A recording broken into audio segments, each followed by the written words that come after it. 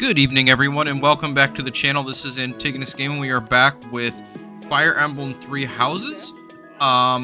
In the first video, we met Edelgard, Dimitri, and Claude.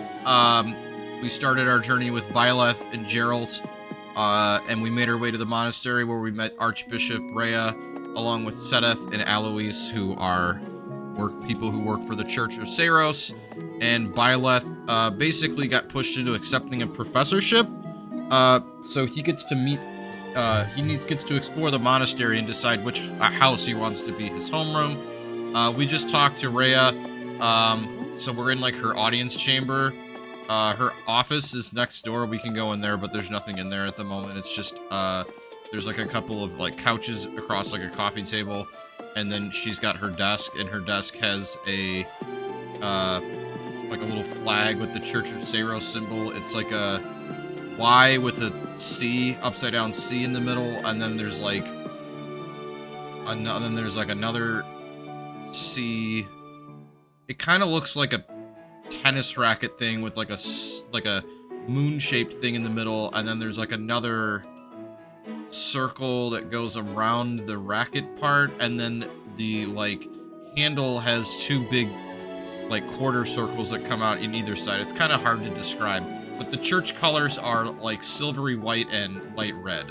And then we can talk to all the different characters here. So like we've got Sedeth and Alois here. Ha! I imagine you were a bit surprised that I recommended you as a professor here. Frankly, we had someone else in mind for the role, but they ran off during our dust-up with the bandits. Can't entrust students to someone who's abandoned them once before, huh?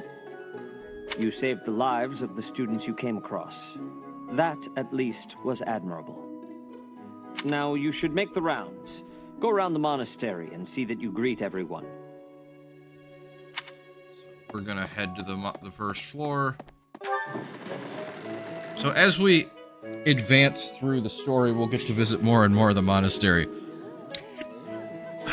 The mini-map in the upper right corner of the screen shows you the location, shows your current location, the locations of important people, directions to quest givers, and more. Zoom or change the map via the ZR button. So, like... So we're in the reception hall, which is basically just like a cafeteria. Or, no, it's not. It's a hall it's a big square hall. There's like some upper level to it, but I don't remember if we're actually able to get up there. And there's a bunch of tables, and there's like a bunch of random students talking, like NPC students. And then we've got Edelgard here. So, you've accepted a teaching position here. Pity. I was hoping you would lend your strength to the Empire. I never properly introduced myself, did I? My name is Edelgard von Hresbalg. I am the princess and heir apparent of the Adrestian Empire. I wonder if you'll be tasked with leading the Black Eagles. So the Black Eagles, which represent the Adrestian Empire, I'm sure you noticed the Edelgard's last name. There's a lot of like Holy Roman Empire kind of imagery, you know, with like the double eagle and all that stuff. I hope you had a chance to meet everyone. Would you like to know more about any of the Black Eagles? So I'll say yes. So first we'll check out Edelgard. Me? Well, some think I'm a bit distant, arrogant even, but there's little to be done. One day I must rise to become Adrestia's next emperor. Alright, so what it is with each of these characters, we get to see their stats, their personal skill, which in this case is called defining ability. And then like, so we see Edelgard, she's got like a short red cape, and then she's got like a black like blazer outfit, and it's got like a ribbon kind of on the front. And then she's got like a black skirt, red leggings. What else? Well, it seems to me that we may have similar personalities. She's got like short black boots, and then her outfit has like gold cuffs, and there's like other like gold lining and stuff on it, and then she's got long white hair. She uses an axe. She's got a high amount of strength and charm. And then all of her other stats range are, they're fine. It says her strengths are swords, axes, heavy armor, and her like leadership ability, because there's like which plays into a feature that's in this game but not in any others. And then her weaknesses currently is she's not good with bows and she's not good with magic. We got Hubert. Hubert is the heir of Marquis Vestra. He has served me since I was a child. You may think his blood runs a bit cold, but actually that's rather accurate. Still, if you can get past that, you'll see he's quite astute and reasonable. So Hubert's got like long, kind of, not super long, but long-ish, kind of wavy black hair. It covers one of his eyes. He's got puffy, his outfit is all, so all the other students besides Edelgard, Claude, and Dimitri, for the most part, their outfits mostly all follow the same kind of pattern. So he's got like boots that come up to just below his knees. He's got like puffy kind of pantaloons, and then he's got like a black and gold like button up uniform, and then his with black sleeves and gold cuffs, and the button up part is kind of, it's like a military uniform. So it's like the front is gold, but there's other black parts, and then he's got white gloves on. He's a mage. He's good with offensive magic, leadership, and bows. He's weak at flying, healing magic, and axes. So we got Ferdinand. For some reason, he thinks of me as a bitter rival and is always trying to challenge me. It's terribly irritating. His house is that of Duke Eyre, which produces Adrestia's prime ministers. That family is perhaps too pleased with its own status. So he's got black pants. He's got like a little bit of like a skirt kind of thingy on. He's got boots, but his pants are like not pantaloons the way Hubert's were. And then he's got the same like gold and black button-up outfit with the gold cuffs, white gloves, and then he's got like a little like white ascot, and he's got orange hair that's like well groomed and orange eyes. So he uses his strengths are swords, spears, axes, and cavalry, and it says he has no weakness. And he gains hit and avoid when he's at full HP. Got Linhart. He's remarkably intelligent, but he only wishes to apply himself to tasks that particularly interest him, and nothing else. He's also fond of, well, napping. If he had any work ethic or sense of duty to speak of, I suppose he would be destined to become an official of the Empire. He's a mage, he's bad with axes and fist fighting. He's got the same outfit as Hubert, and then he's got, like, medium length green hair that goes over his ears, and then a little bit of a ponytail.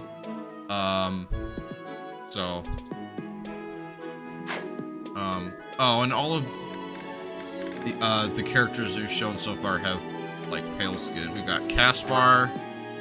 He's the second son of Count Bergliez. He has no inheritance in his future, which is perhaps why he's always so eager to prove himself. He's overly energetic and rushes headfirst into any battle. If he ends up in your care, be sure to keep a close eye on him. Alright, so he's got, like, ankle-high boots, black pants with gold trim. He's got, instead of having, like, a full-on, like, combat, like, long sleeve, he's got, like, a white shirt, long sleeve shirt that he's got his sleeves rolled up to his, elbows. And then he's got more of, like, a vest-like thing, so it only covers his actual chest. And it's got gold buttons on it, and then, like, another gold design. And then he's got, like, light green hair and light green eyes. He's good at axes and fist fighting, and he's bad with bows, magic, and he is not, he's not very good at, like, his leadership skills are not great. Okay, we've got Bernadetta. She's Count Varley's only daughter. I suppose you could say she's a bit eccentric, but she seems like a gentle soul. I believe she's shut herself away in her quarters and doesn't care to leave, but don't worry, I'll make sure she finds her way to class. she is an archer. She's got, she's good with spears and bows. She's weak with swords, axes, fist fighting, and heavy armor.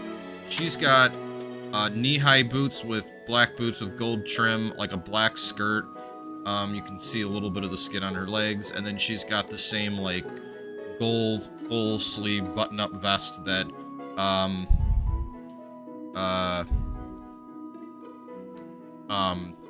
Ferdinand and Hubert had. We've got Dorothea. Few commoners have joined the Black Eagle House, but Dorothea is an exception. She's a songstress from a famous opera company in the Empire. I'm not entirely sure what brought her to the Officers' Academy. So she's got knee-high black boots, a black skirt with gold trim. You can see kind of her her upper parts of her legs or thighs. And then she's got the same outfit as Bernadetta, except that she's got like the buttons unbuttoned so you can see some of her chest and her sleeves rolled up. And then she's got earrings and she's got kind of like a artsy kind of cap on. She's a mage. And then we have Petra. To the west of Fogland is an archipelago called Bridget. Petra is the granddaughter of their king. Bridget is a vassal state of the Empire, which is how she came to be enrolled here. She's incredibly smart and studious. Petra is good with swords, axes, bows, flying. She's weak with both types of magic. She's got like a little tattoo under one of her eyes. She's got the black boots with gold trim that Bernadetta has. And then she's kind of got like the feminine version of Caspar's clothing. So it's like a vest, but it doesn't go all the way up. And she's got like a white shirt that is, like a blouse kind of look. And then she's got like a belt that kind of, like a strap that goes around the front of her. She's got like a purplish ponytail. And then she's like a Pacific Islander, whereas like most of the other characters in Adrestia are all kind of like, you know, they're white. She's a Pacific Islander, so this game does have some decent, some good diversity in it, which I think is cool, because that's not something Fire Emblem has always had. Okay, yes. But all the characters are great, and none of them are like, That's so. What makes this game great and what got Engage criticized was that while the identities of the characters are important, that's not what their characters are about. That's just an element of their character. So we're gonna leave the entryway hall, and we see some knights that are talking to, A moment, please. like, a priest. Yes. So, like, all the characters have their own problems and backgrounds, and some of them are not from the core countries of Fodland, so they are more, like, ethnically diverse and stuff. But that's not, like, all of what their character's about, even if their homelands are important to them. So, we are now in the courtyard outside of the 3 homerooms. Each homeroom has flags outside of it, so, like, you've got the Black Eagle House. This Just a is the random classroom student. of the Black Eagle House, which is for students from the Adrestian Empire. Our house leader is Princess Edelgard. There are many other nobles among our ranks as well. So if we go into the Black Eagle room, we meet Linhart, Caspar. Is it true that you saved Edelgard? That's incredible. That's Caspar. The name's Caspar, by the way. Pleased to meet you. Linhart, goodbye. Sheesh, Leonard. How'd you get into the academy with those manners? So, are you a student here too? Maybe we'll be in the same... Remember, the other students, like, don't know. So we got Dorothea as well. Well, aren't you just lovely? Is this your first time in the monastery? Shall I show you around? Oh, my name is Dorothea. Before I joined the academy, I was a member of an opera company in the Empire. You should hear me sing sometime. She winks at Byleth. So, we've got Petra over here talking to Hubert. I am Hubert, a humble servant of Lady Edelgard. I heard you came to the aid of Her Highness. You have my most sincere thanks. This is Petra. She has come all the way from Brigid to study in the Empire. Back on her archipelago, she is actually a princess. In Fodlan terms, she would be called heir to the throne. Hello, I am called Petra. I am pleased to be meeting with... I am pleased to have met you. So she's still learning the language of Fodlan. But I feel like they handle that really well over the course of the game. I love Petra. I basically always make sure I recruit her, even if I don't pick Black Eagles. So we've got the Blue Lion's house. So let's see. I think one of the house leaders is out here. Oh, here we go. It's Dimitri. Hello. Please accept my apologies for the other day. You came to our aid, yet I hadn't even the courtesy to properly introduce myself. I am Dimitri Alexandra Blythed, Crown Prince of the Holy Kingdom of Fargus. Of course, at the Academy, I am simply a student. And I've heard word that you are to become a professor here. Delightful news.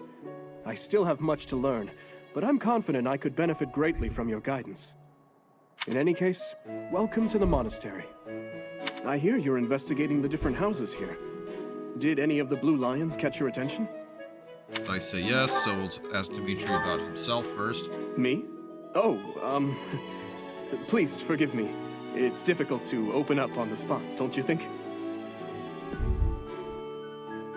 I'm afraid my story has not been a pleasant one.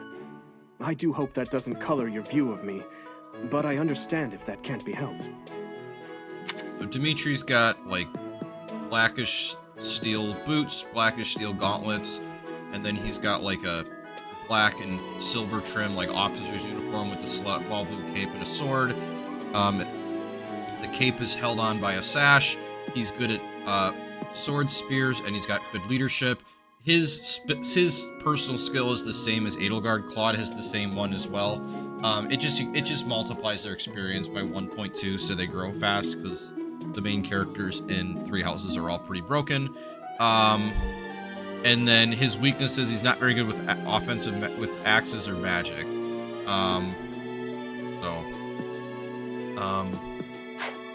Ask him about Dedu. Dedu was born in Dusker, and has been loyally working in my service for the past 4 years. He's rather taciturn, but once you get to know him, you'll see he's a kind and good-natured young man. So Dedu's whole thing is that, so he's got black boots with gold trim, black pants with gold trim. He's got the same, like, vest kind of outfit that Ferdinand and Hubert and them had, but it has a little bit more designs on the top. He's really tall and strong. He's got white hair, and he's got an earring. Dedu's thing is he's from Dusker, and the people from Dusker are significantly darker skinned than the people from the kingdom, so they're basic. He's black, and he will suffer a lot of racism and bigotry because of that, but he's very loyal to Dimitri. Felix is the heir to House Fraldarius. He has a bit of a sharp tongue, but don't let that fool you. Deep down, he's a good guy. He gravitates toward people who are skilled. Perhaps you would enjoy a friendly competition with him sometime.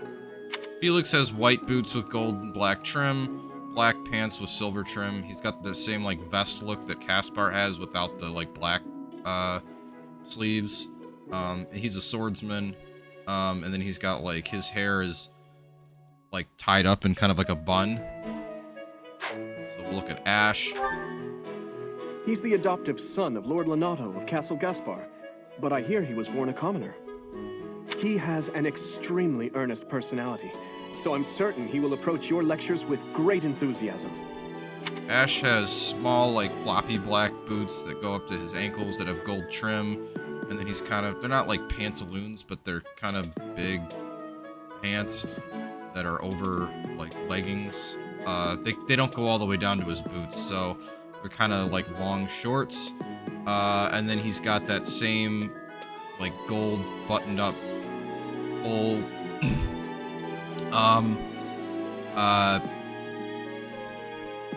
he's got, like, the full button up, like, soldier's coat kind of look that Hubert and Ferdinand and them have, except what makes his unique is that his collar's up and it looks like he kind of has like a hoodie on underneath. We got Sylvain. Sylvain is the heir to House Gautier. He is a capable person who highly values his friends. That said, well, he's always been a bit of a skirt chaser, so to speak. Pardon my bluntness. I speak with him about it often, but it doesn't seem to help. So, white boots with gold trim. He's got black pants with gold trim. He's got his whole thing is that he's got the full-on soldier's coat, but he's got his fully unbuttoned, showing off like the white button-up shirt underneath, and then his hair's like all red and messy.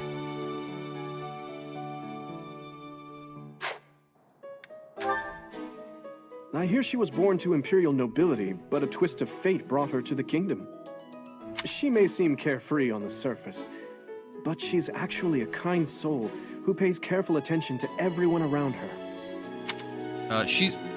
So Mercedes kind of has a pretty unique. She's got kind of like brown cowboy boots kind of thing. She's got blue leggings, a longer skirt with gold trim, so you can hardly see any of her legs.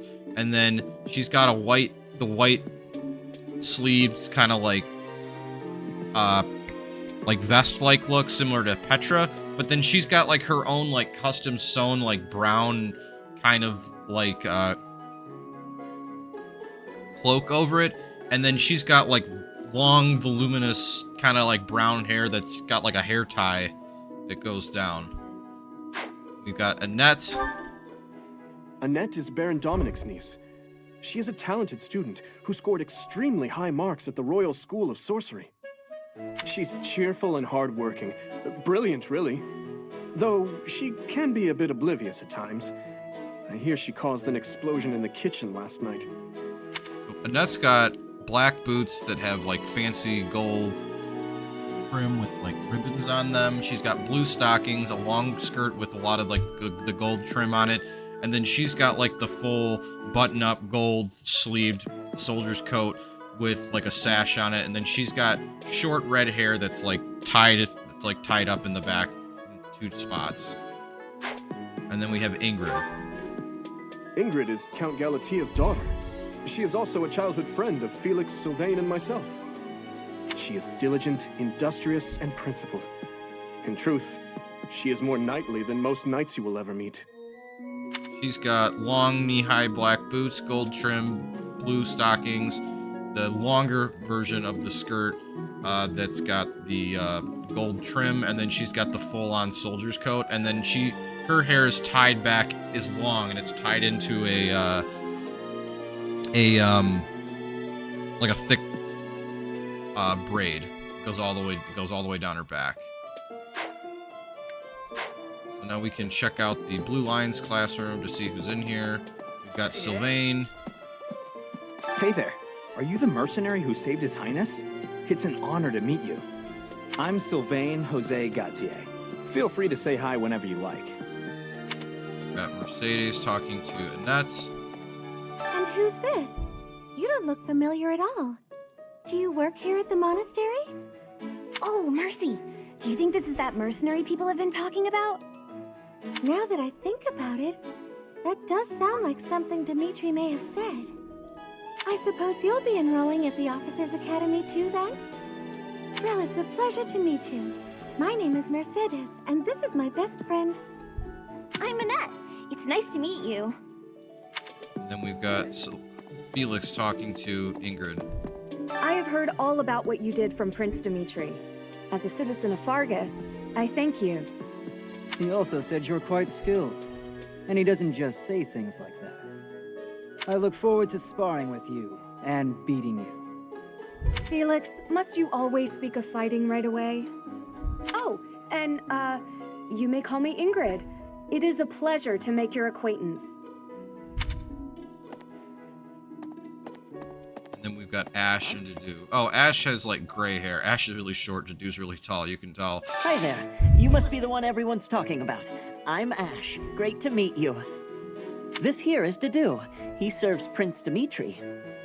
I have heard that you rescued His Highness. Words cannot express my gratitude. Should you ever require my strength, please know that I will hasten to repay this debt.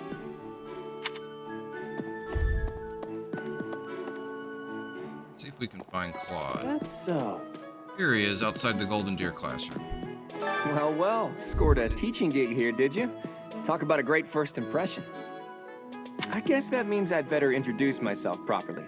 I'm Claude von Regan. I'm from the ruling house of the Leicester Alliance, but don't worry too much about all that madness. I'm guessing you don't know which class you'll be teaching yet, do you? I bet you'd like ours. We're not as difficult as the other two.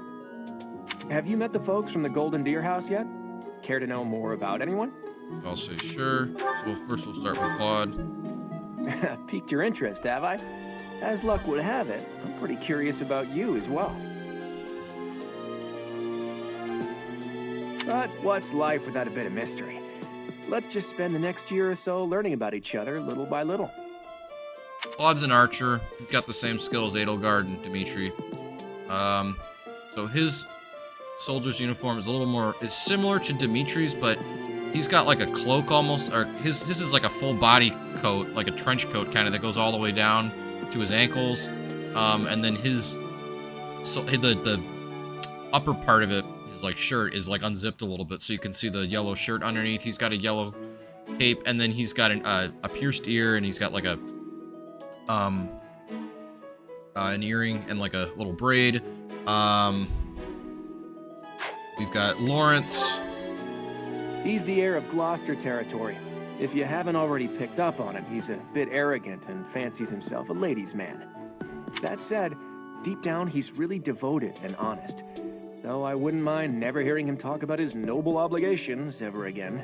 He's got he's got the crisp uniform, tight gold trimmed pants, black boots that go up with gold trim right up under his thing. What makes Lawrence's outfit unique is that he's got like a flower pinned to it, and then he's got like a kind of like an ugly looking purple bowl cut. Got Raphael. He comes from a merchant family, but his parents died in an accident. Seems like he's had a rough life. Despite all that, he's just about the most cheerful guy you'll ever meet. His passions are training, eating, and actually that's about it. Raphael's super tall, super buff.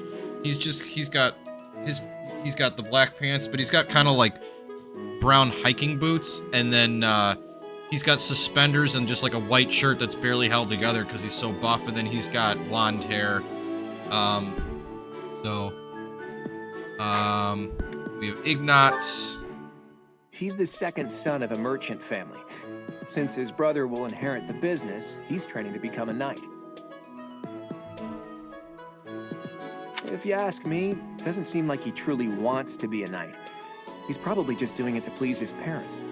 Ignatz has short hair, glasses. He's got the vest with the white sleeve shirt underneath, black pants with silver trim, and then he's got like black boots. Looks like, I can't tell if that's just a little bit of skin or if those are like whitish gold socks. But he's an archer. Raphael's a fist fighter. Lawrence uses spears. We got Lysithia. Lysithia is the daughter of Count Ordelia, and is probably the youngest student here. But watch out, she gets angry if you treat her like a child. As for me, I do it on purpose. You have to make your own fun in this place, you know? Claude. Alright, so Lysithia has white boots. She's got the blue leggings, the longer, like, knee-length black skirt that has the gold trim, and then she's got the full soldier's coat. And then she's got, like, pinkish eyes, and she's got the same, like, white hair that Edelgard has. And she's a mage. Marianne is Margrave Edmund's daughter, and that's pretty much all I know about her. She doesn't interact much with other students, so I wouldn't be surprised if a lot of folks here have never even heard her speak. So Marianne has brown boots, blue leggings. She's got a super long skirt that basically goes all the way down to her knees. And then she's got the regular soldier's coat.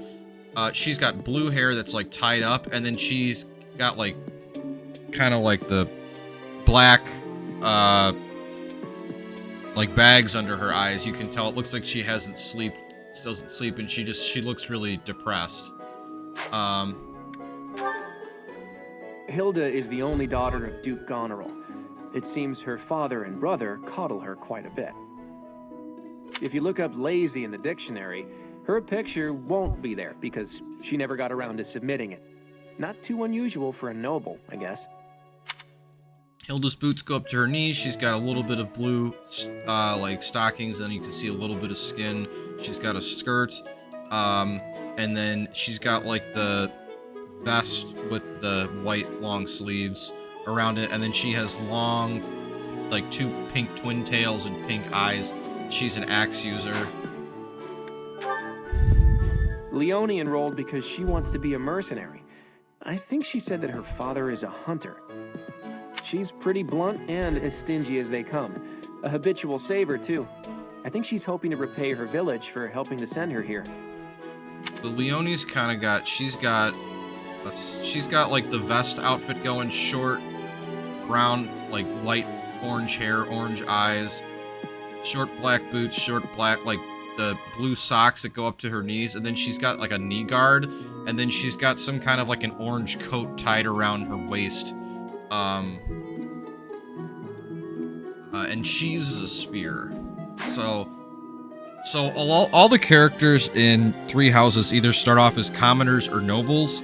Most nobles have crests. Commoners generally do not have crests. I appreciate your effort. So we got the reward from Rhea. I suppose I should return. So I'm going to continue explaining. We're going to go into the Golden Deer Room and talk to them, even though we're going to pick Blue Lions because it fits with the theme of what this channel's about, and also the Blue Lion story. The lore in this game gets increasingly complicated, and the Blue Lion story is the easiest one to understand without knowing all the backstory. So, are you someone's guest? The dining hall's that way, if that's what you're looking for. No, Raphael. That's Captain Gerald's kid. Hi, I'm Leone Pinelli, Captain Gerald's first and greatest apprentice. I'm sure he's told you about me. Nice to meet you. I'm Raphael Kirsten. Who are you again? Got Lawrence over here. Ah, you must be the renowned mercenary who rescued Claude. Honestly, you should not have troubled yourself over the likes of him. My name is Lawrence Hellman Gloucester. You will want to remember it. Hi. So you're the skilled mercenary who saved Claude, are you? Oh, you are? It's such an honor to meet you. Ignatz Victor. My parents are Alliance merchants. And I am Lysithia von Ordelia. Please do not forget it. Got Marianne and Hilda. Are you that mercenary? Everyone's been talking about you. I'm Hilda Valentine Goneril, and her name is... Marianne von Edmund. Are you joining the Knights of Seros or something? Well, I look forward to seeing more of you.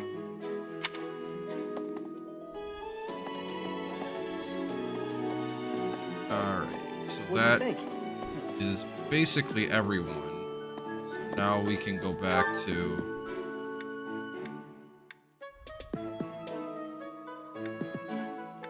So, oh, we haven't met Ferdinand or Bernadetta. Did I miss out on them? Yeah. Right. Hey. Ah, here they are in the Blackkeeping classroom. What? I don't talk to strangers. Bernadetta, this is no stranger. Our house leader owes this person a great debt. Is that not right? I am Ferdinand von Eyre, legitimate son of the Eyre family, the Empire's foremost house. Are you going to join our class? I look forward to getting better acquainted with you. Alright, so we're gonna return to the audience chamber. Ferdinand is voiced by Billy How are you enjoying your Kamitz. time at the Academy thus far? I hope you have found our halls brimming with the vitality of well-intentioned souls. Ferdinand is voiced by Billy Kamitz, who tragically passed away a couple years ago. He got sick and died. So, it's really unfortunate because he was a great voice actor. Did a number of other roles. I suppose it is time for you to take charge of one of our 3 houses of students. I must note that I am personally against entrusting someone as lacking in trackable history as yourself with such a task. But it is as the Archbishop desires.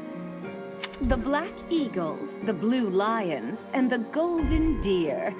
All so different. I hope you've made it a point to get to know each of them. Since you are new here, we have decided to allow you first pick. Manuela? So, Black Eagles. A house of students in the Adrestian Empire. Many are nobility and most of them are magic users. The Holy Kingdom of Fargus is Blue Lion House, a house for students from the Holy Kingdom, the Kingdom of Fargus. Most value chivalry and excel in military arts. And then we've got the Golden Deer from the Leicester Alliance, a house for students in the Leicester Alliance. As per regional tradition, many are archers. We're going to go with the Blue Lions. So you have chosen the Blue Lions led by Dimitri, correct? Yes. Your heart has made its choice then. All I ask is that you guide these open minds with virtue, care, and sincerity. They are all promising youths who bear the weight of Fodlan's future upon their shoulders. I hope you appreciate what an honor it is to lead them. Brother? Oh, I am so sincerely sorry. I did not mean to interrupt. I'm in the middle of something, Flane. Is it urgent? No, it's nothing. More importantly, who is this? So this Flane has long green hair that's like similar in color to Sedith and Rhea. She's got green eyes, and she's kind of got like a black and gold trimmed outfit. This is our newest professor at the academy. It's not like the student outfit, but it's closer looking to that than it is to what Sedith and Rhea are wearing. Oh my! A new addition to the Officers Academy! I am so very pleased to meet you, Professor. I am Sedith's little sister, Flame. I am so happy to make your acquaintance. Let us focus on the topic at hand. There is something you should be aware of. In a few days' time, there will be a mock battle between the three houses, intended to gauge the current progress of the students. We will be using this battle as an opportunity to ascertain your own abilities as well. Please do not disappoint the Archbishop. That is all.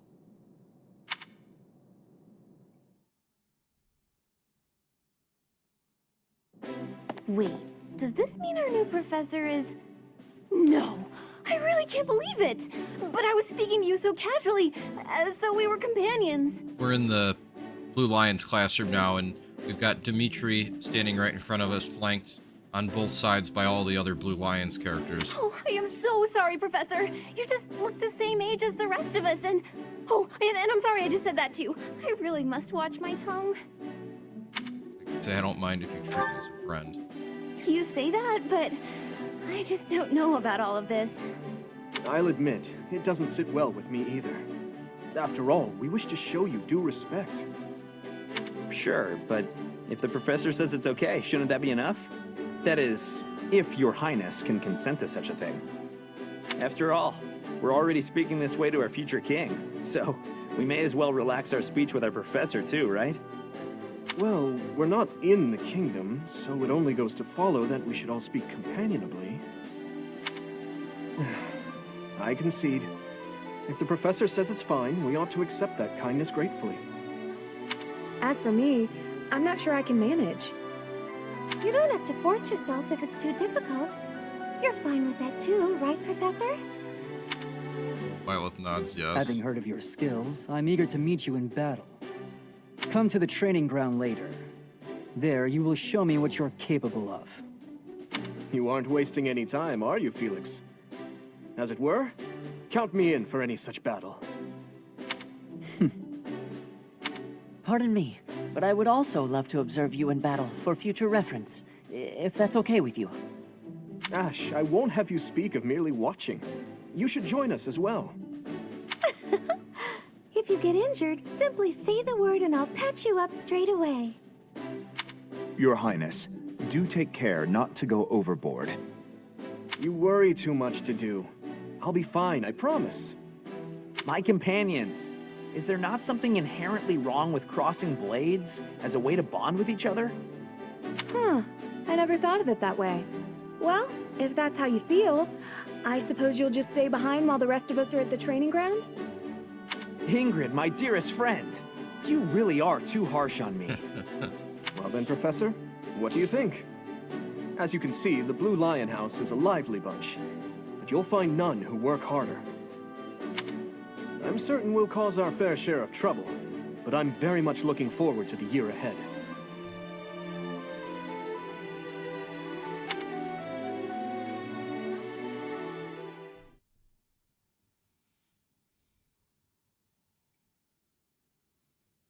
Weapon durability, just saying like your weapons will break after you use them too long. You have to repair them.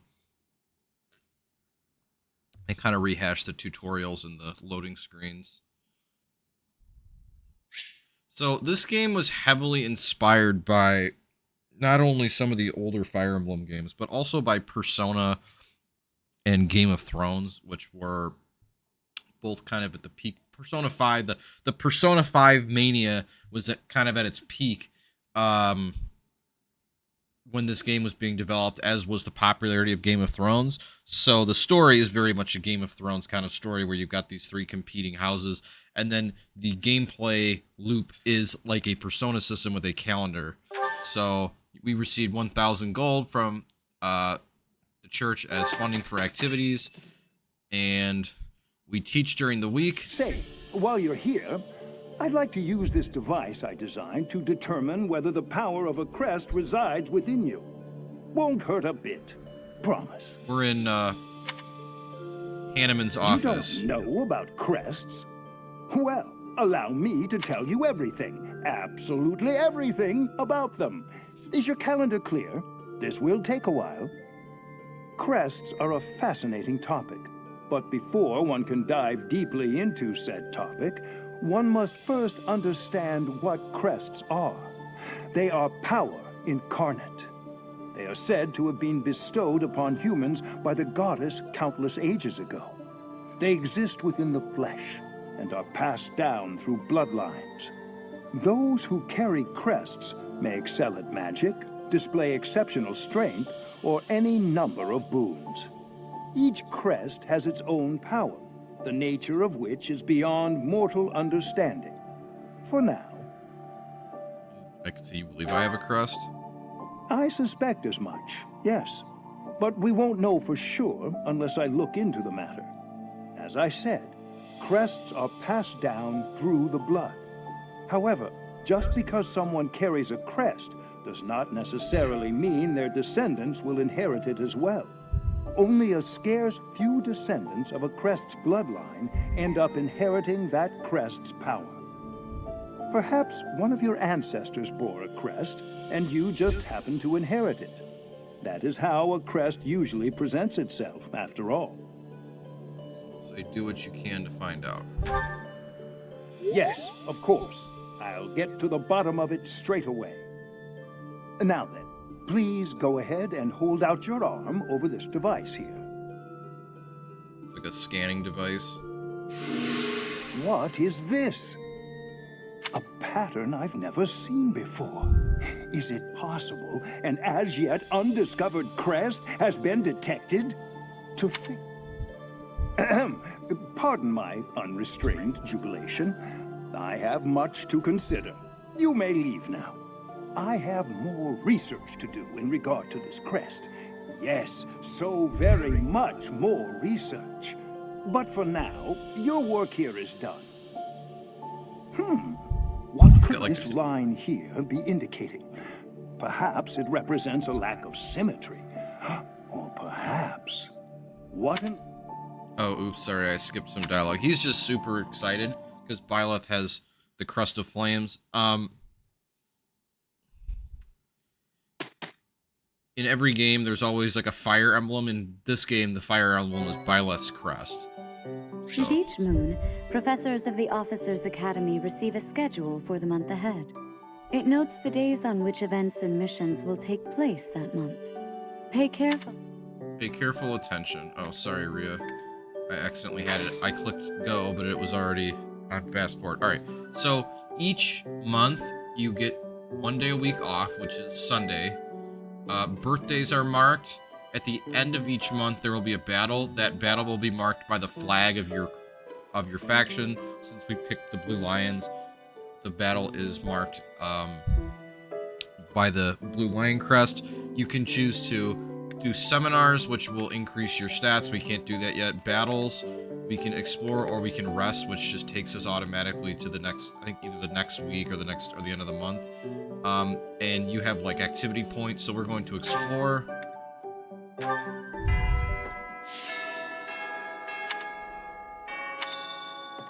So there's quests at Byleth's desk. We'll see supplies.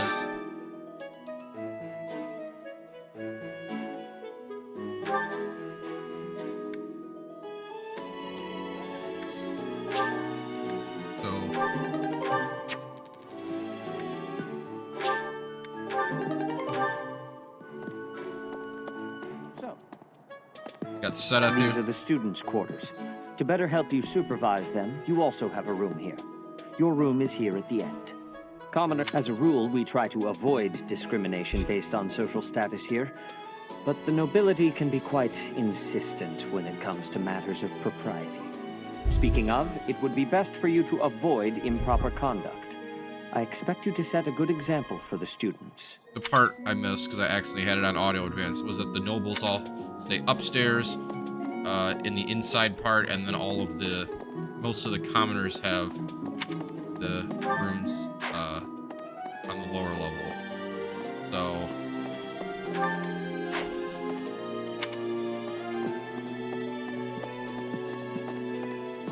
talk to the different characters, like we've got Dedu and Dimitri here. I hear there will be a mock battle soon. We must not neglect our training. I trust that you will carefully study the strengths and weaknesses of each of your students, that you may provide effective guidance. Regardless of the results, this battle will be a great learning experience. Even so, what is the point of competition if the aim isn't to win? As this is your first time at the monastery, please allow me to show you the ropes. So, facilities. Both students and teachers of the Officers Academy are free to use the facilities within the monastery. For example, you can dine with others at the dining hall, or partake in one-on-one combat at the training grounds. I encourage you to wander around the monastery and lend an ear to the people living here. There are bulletin boards in various places around the monastery. Have you seen them, Professor? There you can find requests from various sources, as well as information about the market. If you fulfill these requests, you should eventually be able to use even more of the facilities here. The bulletin board gets updated frequently. You would do well to check it once a month. This probably goes without saying, but no matter which facility you use, it will take up a considerable amount of your time. It's helpful to plan out activities in advance, so that you don't mistakenly squander your time here. So you have another activity points as Byleth does more stuff. Professors at the Officers Academy are expected to have exceptional leadership skills. Students and teachers alike must devote themselves to their studies and strive to acquire great wisdom, even outside their respective fields. Your professor level determines your max activities. Raise it by reading books, taking part in activities, and interacting with students. His Highness has said that he trusts you, and I have no cause for doubt. But if you mistreat him in any way, I will take action. I have a request. Grow plants in the greenhouse. Take Dedu's seeds and ask the greenhouse keeper how to grow and harvest crops. Got Claude and Hilda here. Hey, Teach. I hear there's gonna be a mock battle between the houses. I'm not gonna lie, I'm a bit concerned about facing an elite mercenary like you. Maybe take it easy. Be honest. So we've got the lower level where we've got some of the commoners at.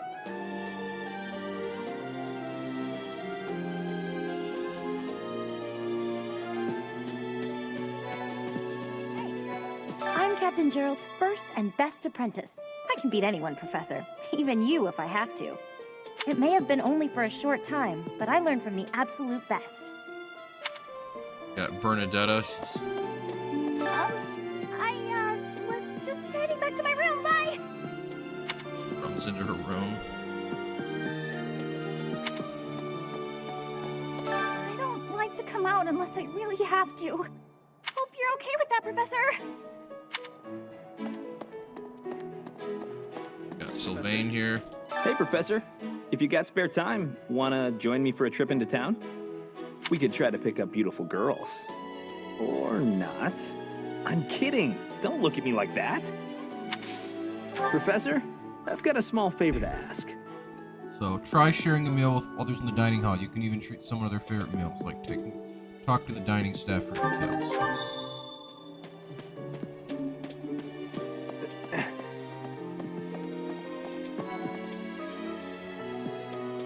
Greenhouse and fishing pond. It's like ashes in the greenhouse. So the greenhouse is just that it's a greenhouse. We got Linhart here. The Great Tree Moon is the best time of the year for naps. I could just forget all about my assignment. So I can say now I'm gonna feel sleepy too. Yeah. Linhart likes that. So you can recruit characters from other houses, other than the Lords, and then Hubert and Dedu are root locked, and then Hilda you can't recruit if you team up with Edelgard because she hates Edelgard. But you can get her on Blue Lion's Did you come route. to look at the plants too? The greenhouse here is really incredible. There are so many rare flowers I'd never seen back home, and herbs I never even knew existed.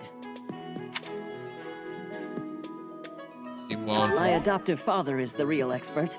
He taught me everything I know about herbs, including how to tell them apart and how to make medicines. You should try looking around the greenhouse sometime if the mood strikes you. Maybe something will catch your eye. So would you like to do some gardening? So that would take up my... but I don't want to run out of time because...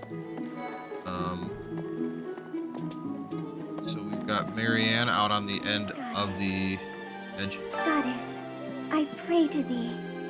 Please protect us. So she's super devout, really into the whole religion of Saros stuff. But I'm gonna make an effort to make sure that I recruit her. You don't have any business in that area yet, okay.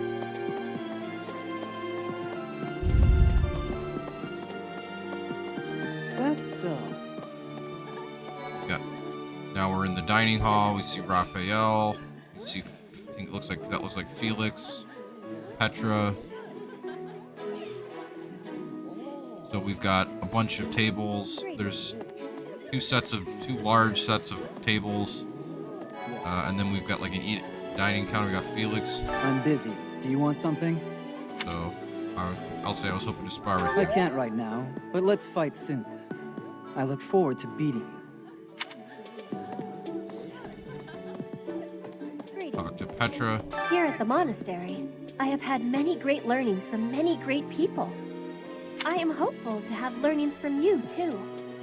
As forever, I will do my best trying. Yes. Ugh, I really need to eat. I can't hold out until the next meal. Why can't the dining hall stay open all the time? I need to keep eating if I want to get stronger.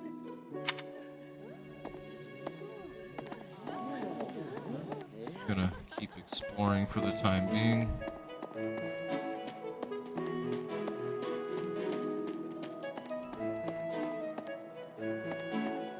Listen. This is the amiibo gazebo. I don't have any Fire Emblem amiibos, so I won't be using it. Hi.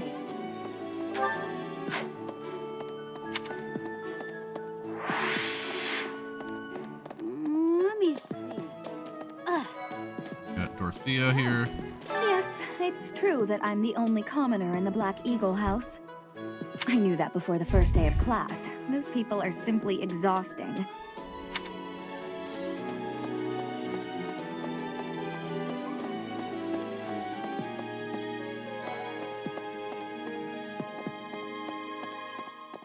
Lawrence and Ignatz are here in the Golden Deer. This is the Golden Deer House. You're in charge of a different path. Too bad we won't see more of each other. I'm happy to learn from you if the opportunity comes up. Our house is that of the Golden Deer. Do you know the significance of that name, Professor? Golden deer are sacred creatures, said to have protected Leicester since time immemorial. All three of the houses have a meaning behind their name. You should feel free to ask around if that sort of knowledge interests you.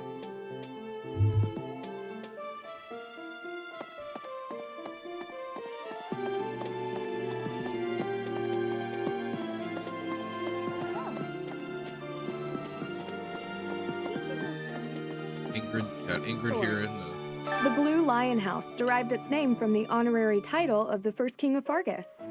Lug, the king of lions, wore brilliantly blue garments. His chivalric exploits are recorded in multiple legends. If you find time, you should read them.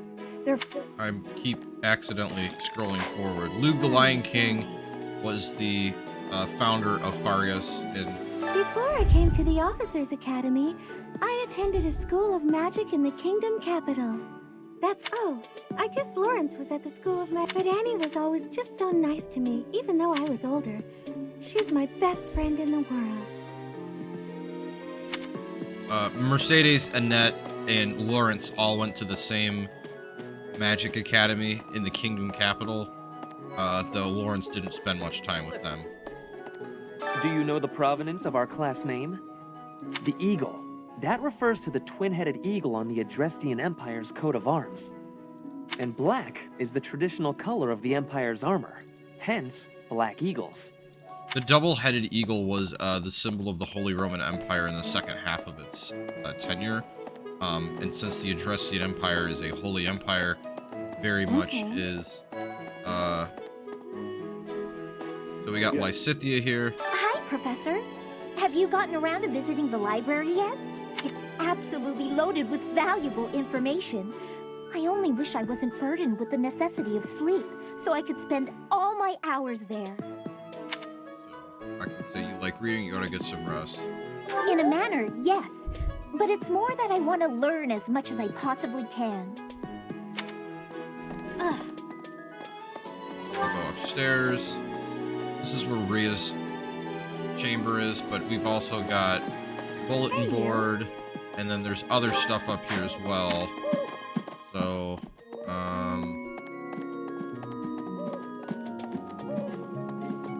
we've got the office of the Knights of Seros. The church has changed a lot since my time. Sedith, Hanneman, Manuela, Yuritsa, and many of the knights. None of them were around 20 years ago. So I guess this is Gerald's office, but there's armor from other knights, so maybe this is just kind of the general office of the knights. We've got, looks like, this might be Hanneman's office, I can't remember. I think.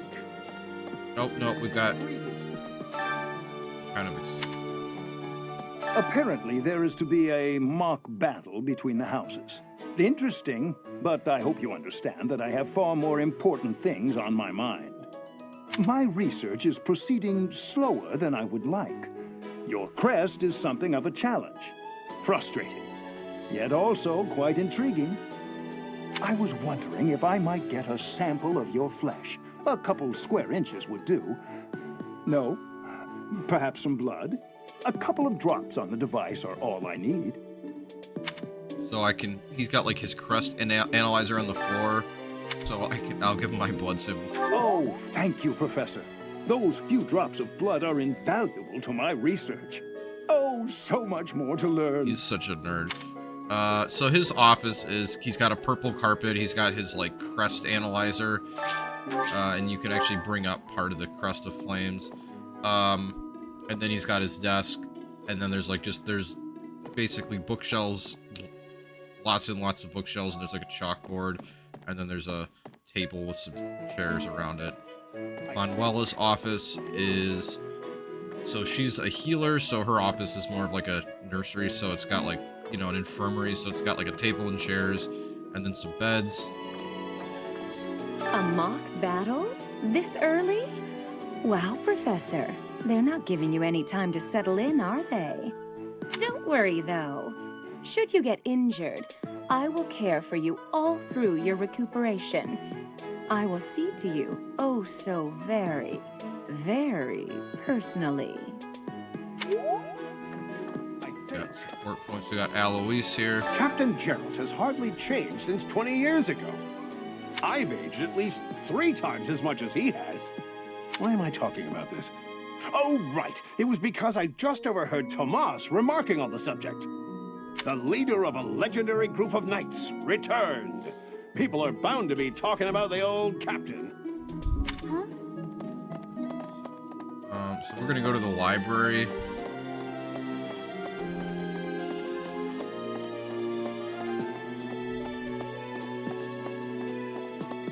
Got a red carpet, a bunch of small reading tables, and then just lots and lots and lots and lots of books. So we've got this old dude in a Professor, robe. I hear you are lacking in knowledge of the Church of Seros. This is Tomas. The library contains countless documents about the teaching and the history of the Church. I encourage you to make good use of them. So he's the librarian. And Professor. these... Well, so... The Books of Seros, Part 2. In the beginning, amid the great cloudless ocean, Fodlan came to be. At the end of the long journey, the goddess glimpsed the land, and there alighted. Upon the sacred ground, she breathed life to the world and created all the creatures upon it. By the goddess's hand, plants took root, birds to the sky, took to the sky. There's a lot, because there's like a ton of books. Last of all, she created humanity. When the humans wished for power, she granted it. She gifted them the blessings of the heaven and earth by the way of magical arts. Humanity attained great power, yet unaware that the great power portends great evil. By the grace of the goddess's divine protection, humanity thrived through the blessings. They grew prosperous, their numbers rose. Before long, they became the most powerful creatures in all Fodlan. All was well until darkness descended from the north, a darkness that devoured the earth, desecrated the heavens, and threw the world and its inhabitants into a state of chaos. The heroes experienced unnaturally long lives, presiding for hundreds of years. Even after they breathed their last, their power coursing through their blood remained, leaving an indelible mark upon the world. This power passed through the bloodlines, came to be used as crests. The mystical weapons they once wielded are now called heroes' relics. And so the legend of the New Age was born. The descendants of the heroes sought their ancestors' power and thusly their blood. In time, they amassed crests, relics, land, and wealth, using all these set of flame before. The goddess's power, intended to stem the flow of evil, became a tool of destruction, all because of the goddess created, heartbroken, hid herself in the heavens from whence she came. So, Book of Seros, number 1. The goddess is the goddess is all things. She's heaven above, land below. She is eternity incarnate. She's the present, the past, and the future. Her eyes see all, her ears hear all, her hands receive all. She was graced by the holy word of the divine. She who was graced with the holy word of the divine goddess, who bore witness to magnificence, was the one called Seros. She is the messenger of the heavens and the bridge between the lands, and above the blessing she brings tidings of peace to all. The sublime sword is entrusted to you. The emperor's crowns are crowned before you. Hill's wings clear your path. The voice whispers words of trust. May the blessings of the goddess follow you always. It's like a poem. I missed the first part. With the goddess's omnipresence and wisdom to guide her, Seros ensures that her will be done. As the goddess's sword, Seros burns away evil. As the goddess's child, Seros makes them mortals. As the goddess's wings, Seros elevates her people. And as the goddess's voice, Seros spreads the words of life. Hey there. Book of Seros, Part 5. The 5 external commandments. Dare not doubt or deny the power or existence of the goddess. Dare not speak the goddess's name in vain. Dare not disrespect your father, mother, or any usurp the goddess. Dare not abuse the power given to the goddess. Dare not kill, lie, harm, steal, unless acts are committed by the will of the goddess. The goddess cares for and protects all that is beautiful in the world. The goddess will never deny the splendor of love, affection, and joy, peace, faith, kindness, temperance, modesty, or patience. Follow her example. There's lots more books. Register of Empire Nobles. This goes over all the different houses. You've got the Register of Empire Nobles. So, I mean, I could keep reading this, but it would probably take me a while longer.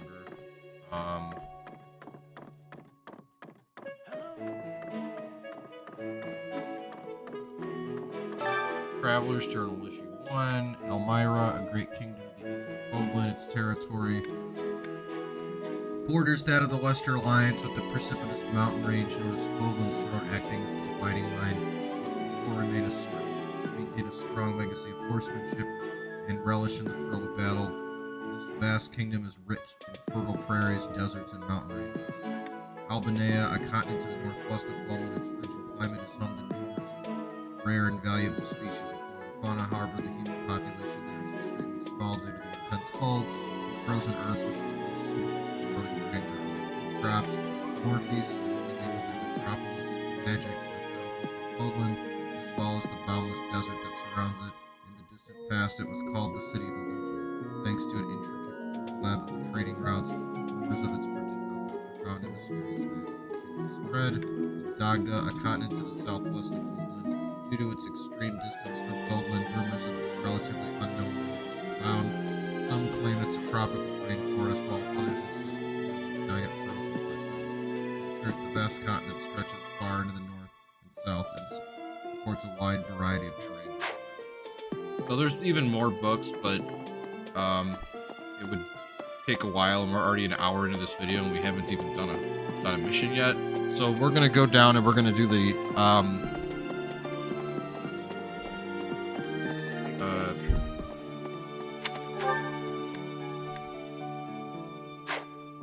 quest. Oh, we're gonna talk to Hannah. Greetings. Oh, thank you, Professor. I think. She's thanking us for giving him the blood sample, I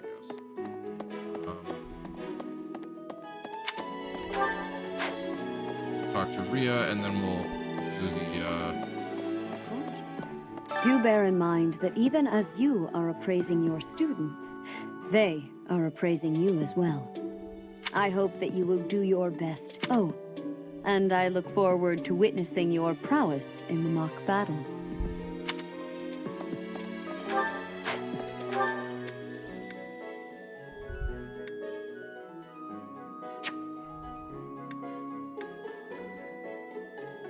Oh, I guess we can't fast travel yet. Unfortunate, but that will get unlocked soon enough. They'll probably want you exploring the monastery. Okay. Here's an idea. Yes. Hello, Professor. I have a teeny tiny question for you, if that's all right. You haven't seen a man with hair the same color as mine, a scowling face, and a generally gloomy demeanor, have you?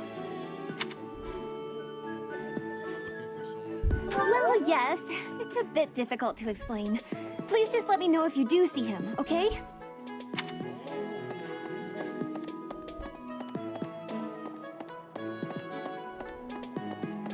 All right.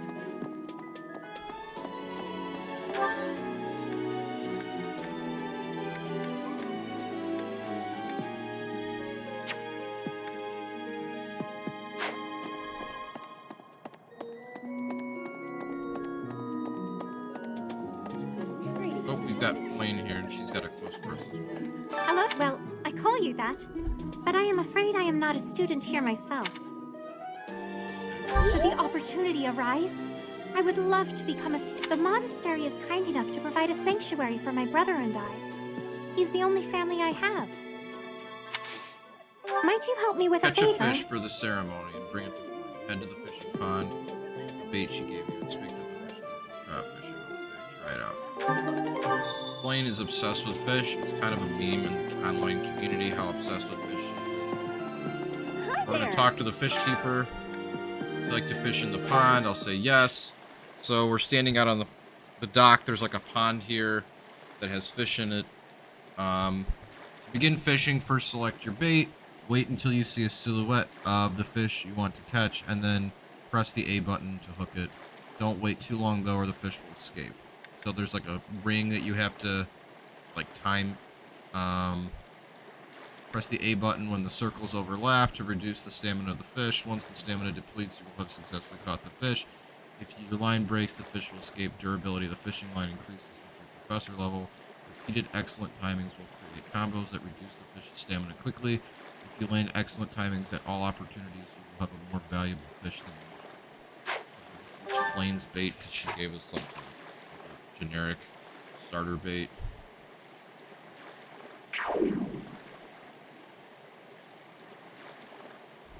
Got a bite.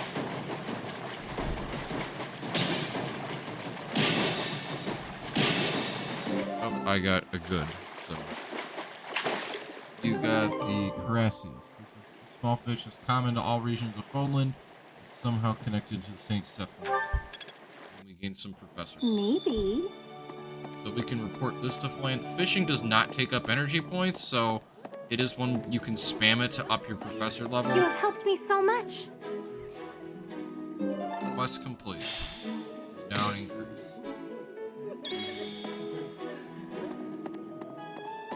And you can use the renown points to buy stuff. Professor.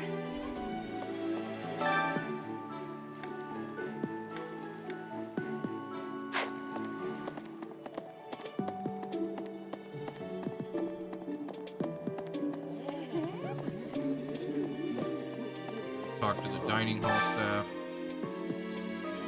Today's specials, so we can see what characters like different stuff, and we can eat with any characters. This is a really good way to build up support points with characters from other houses. So like Lysithea is actually like one of the strongest characters in the game, and she's in the Golden Deer house. And we can also eat with Hilda, Marianne. Well, these are the characters that like the given meal. We really don't want to eat with Edelgard because we can't recruit her. And I may do another run where I play with the Black Eagles, in which case we'll get to know all about Edelgard's story from her point of view.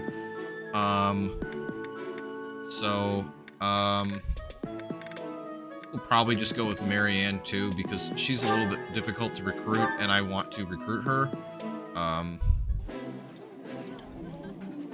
Eating delicious food really takes my worries away. I like this dish.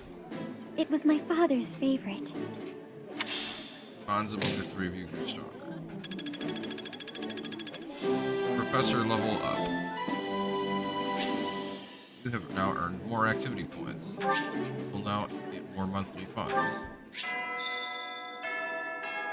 You'll usually want to finish exploring when you use your activity points. When your activity points run out. Nice! I knew I could count on you. So we'll just do Deduce quest next.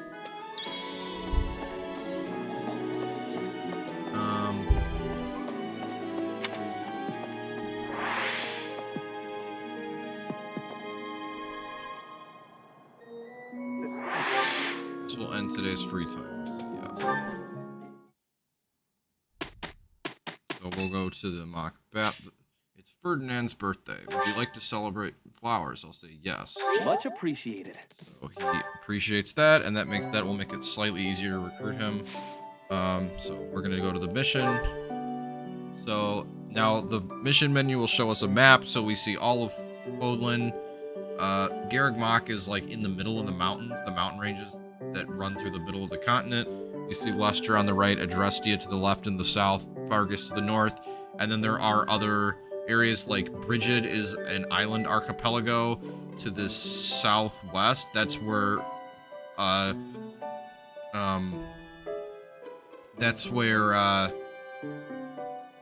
Petra's from. I can't quite tell on the map because it's all in cursive. But my understanding is those two little islands in the middle of Fargus's territory up at the top. That is, I think that's Dusker.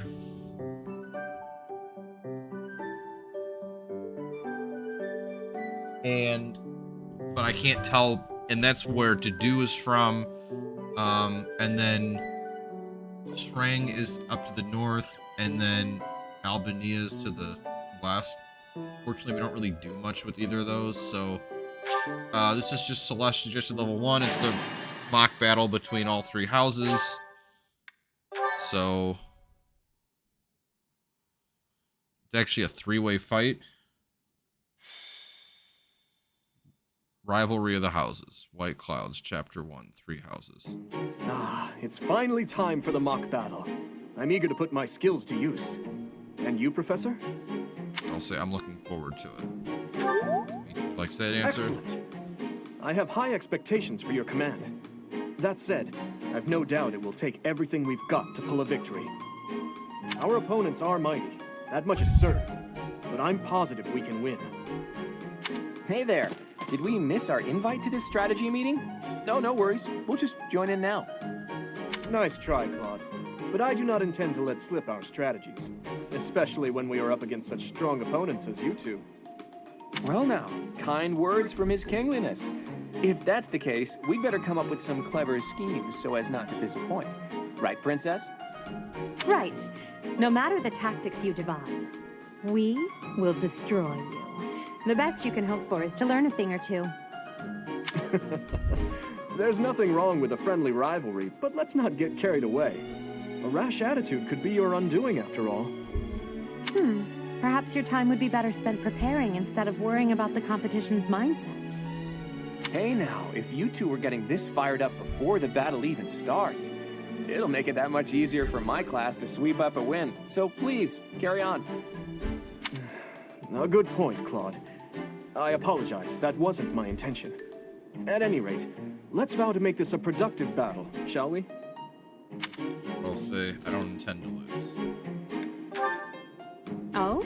In that case, I won't hold back. Oh, how precious. Looks like you and the students have become fast friends. While I am pleased that you are taking the initiative to acquaint yourself with the students, I'm afraid it's about time for the faculty strategy meeting. Ah, how time flies. In that case, I'll see you later. I look forward to assessing your abilities. I hope you don't disappoint.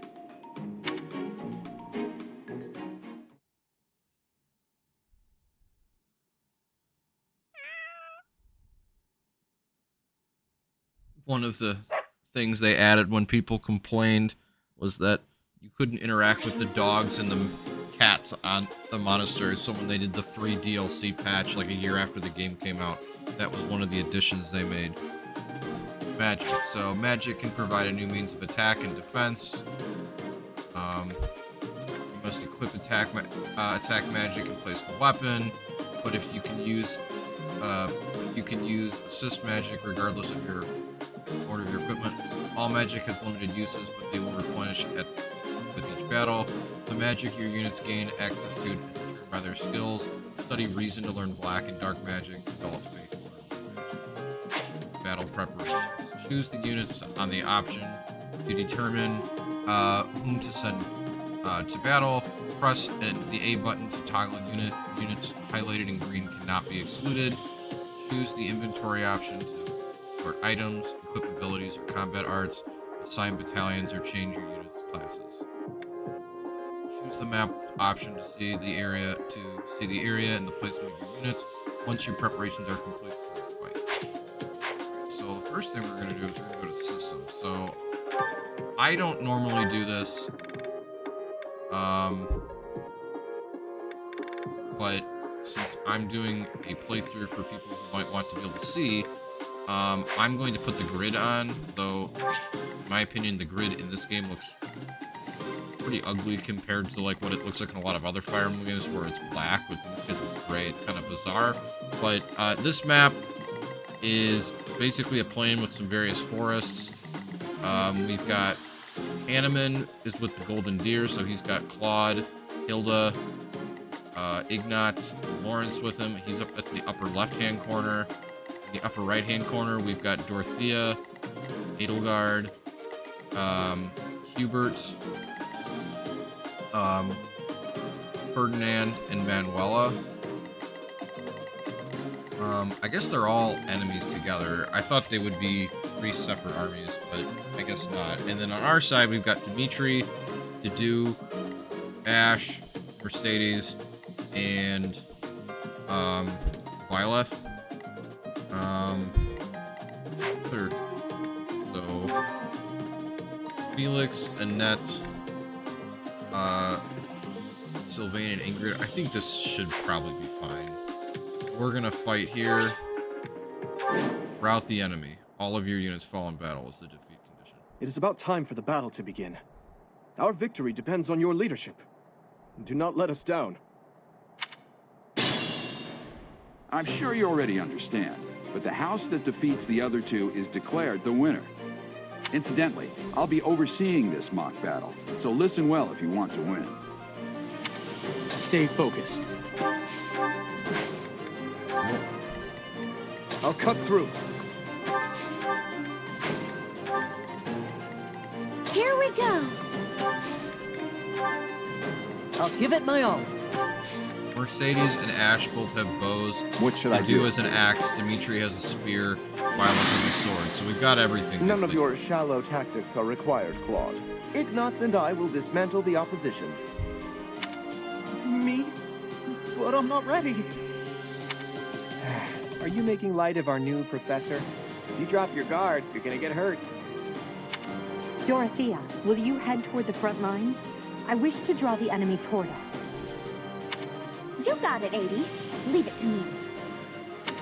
Ferdinand, Hubert, if the enemy comes, stop them. Leave it to us. Although I could do this on my own. Clearly not, or Her Highness would not ask me to watch your back.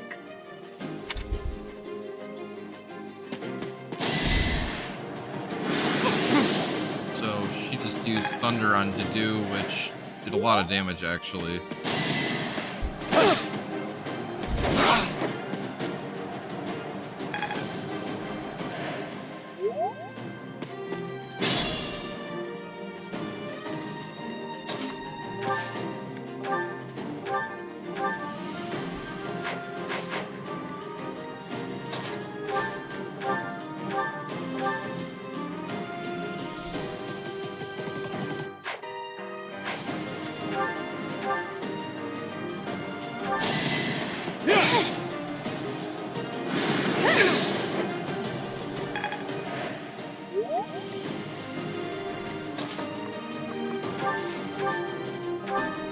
We'll have Byleth take out Dorothea. My. The new professor seems very capable. That is that.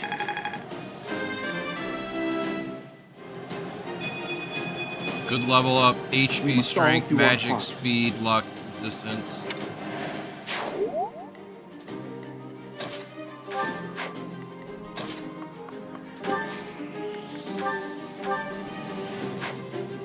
We'll have Dedu use Smash, which is his combat art, to take out Lawrence. I will break you. He like does like a spin move, and he actually critical hit it there. I've lost? Oh, unthinkable. Had to be done. I love Dedu. I Great knew you'd come character. through.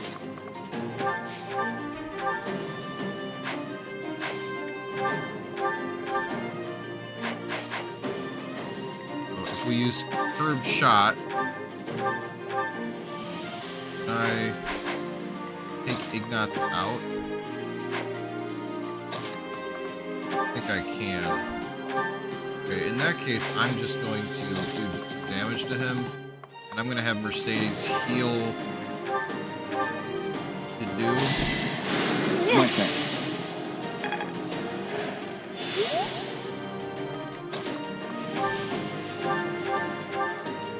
We'll use curved shot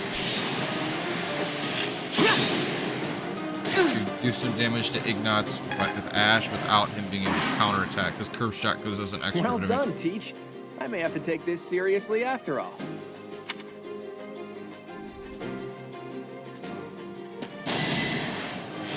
Ignatz does 4 damage to Byleth. Use caution.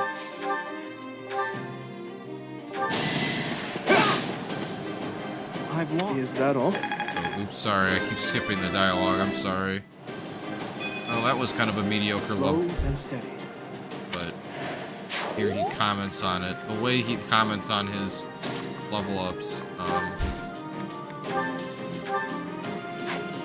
just gonna have her wait. So in this game, magic has a limited number of uses per battle, which is kind of unique.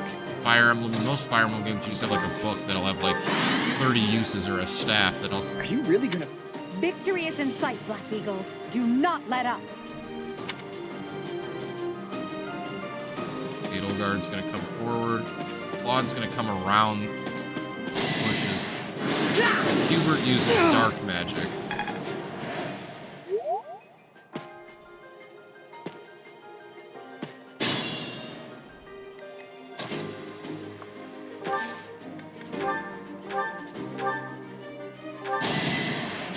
Ash hit Hubert with curved shot.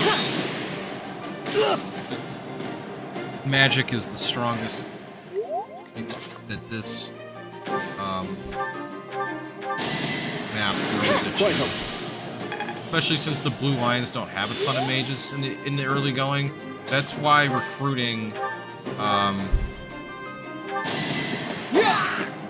and that's fine, but she's not as good as some of the other mages in the game. Call it a day. Each battle a chance to grow. I'll cut through.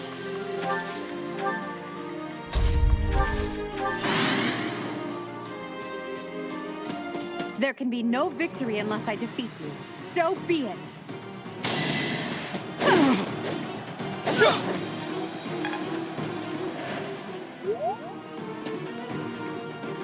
Ferdinand's gonna go after Dimitri. He's a lot weaker than Dimitri is, so...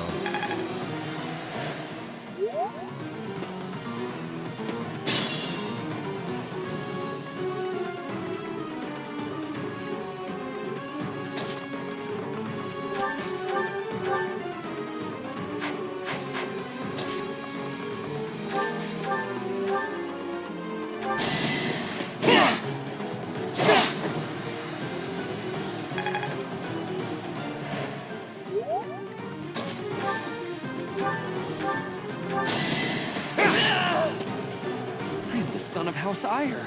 How did I fail? I must need to train harder. I must stay focused.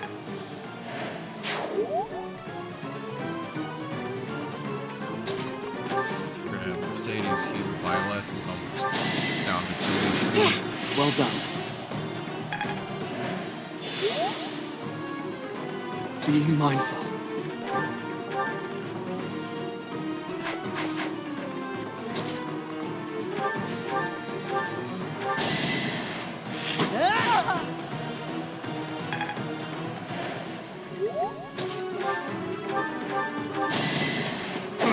Edelgard. Byleth levels up again. HP resistance and charm.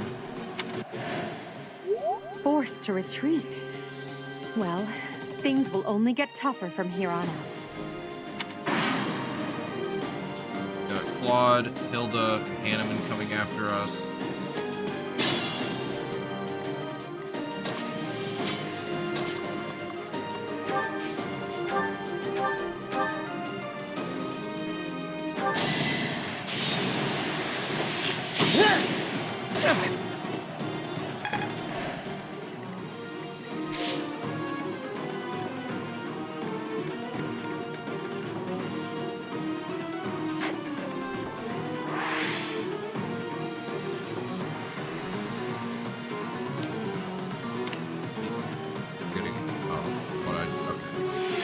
I can also highlight to highlight all the squares that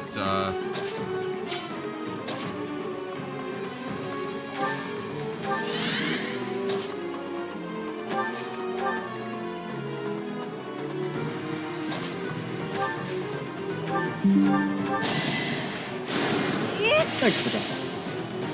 Heal Dimitri. So right now what we're looking at is there's 2 patches of forest, and there's a little path in between, and we've got Claude, and then Hilda, and then Hanneman, and then we got Manuela up in the corner, but she's not really doing anything, so... Claude uses a bow.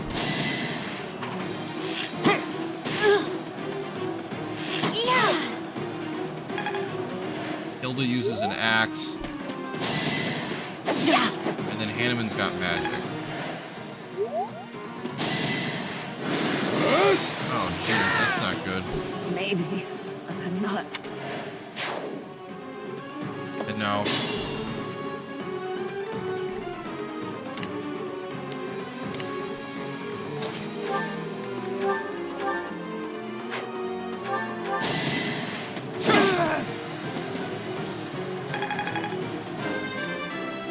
Level up.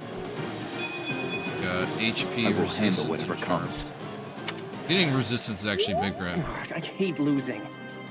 I guess I'll just have to settle for cheering the others on. Brass strike on Hilda.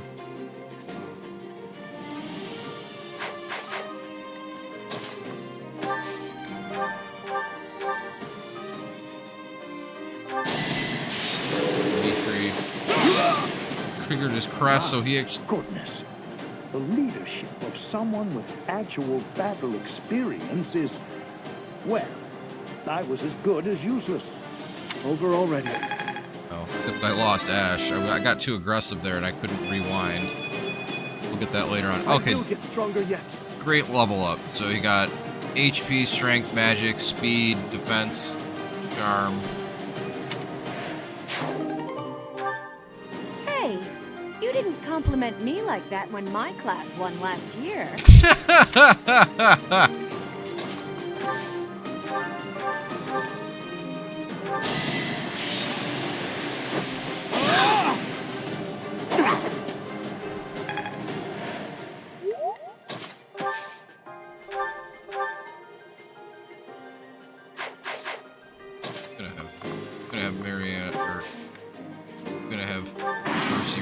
Because Hilda has a hand axe, which means she can attack range.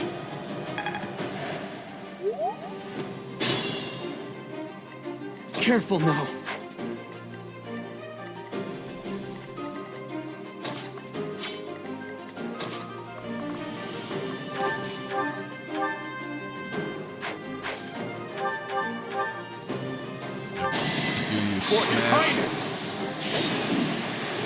He actually landed a critical hit, which takes out Manuela. Well done. I nearly wound up a patient in my own infirmary. Give up.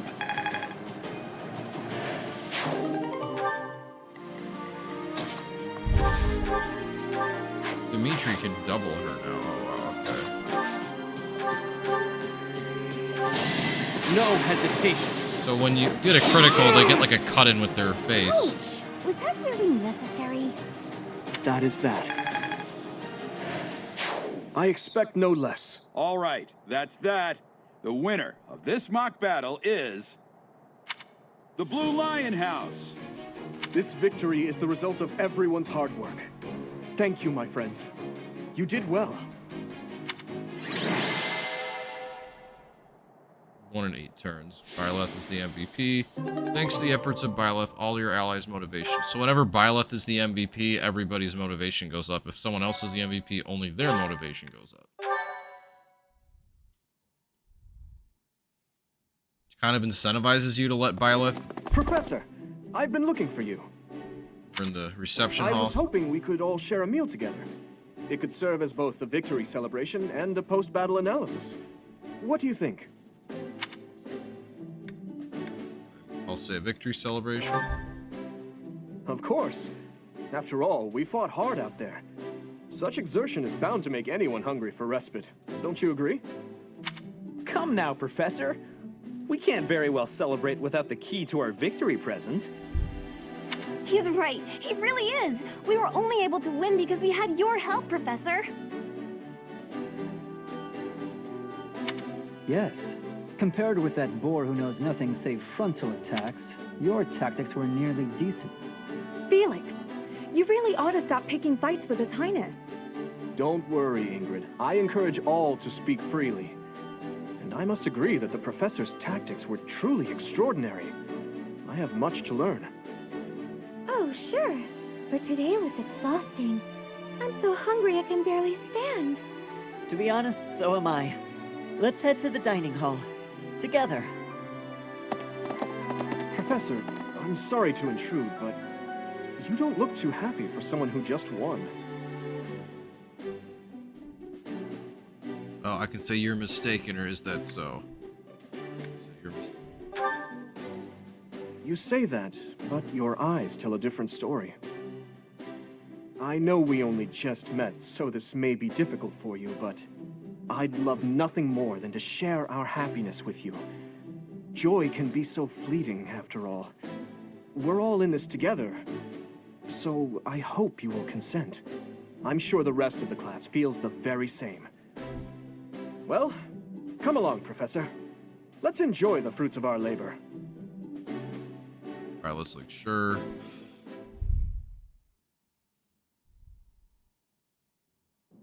Your work with the students was remarkable. I can see Gerald trained you well.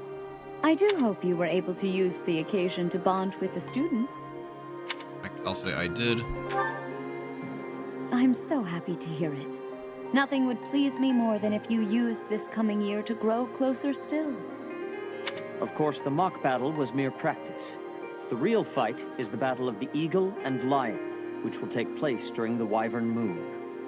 You are expected to properly train your students so as not to humiliate the Academy during the long-held tradition that is the coming battle.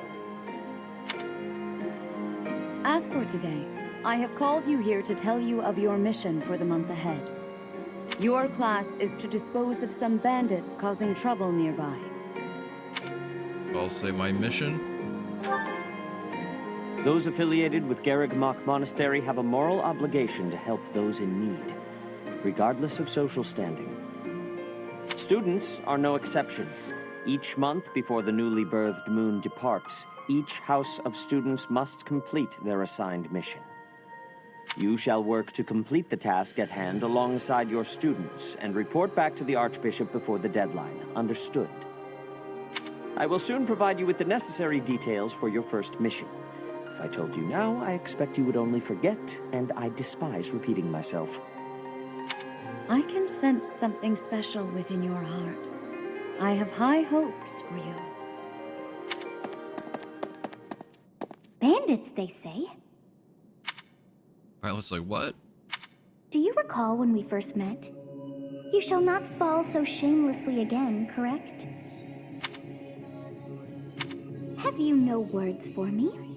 Do not tell me that you are shocked to hear from me. You ought to know that I am always with you now. To hear my voice should not come as a shock. So you're right. What is this nonsense? All I was told was to kill as many noble pipsqueaks as possible. No one said anything about the Knights of Damned Saros being on our trail. You have proven yourself worthless, distracted by something so trivial.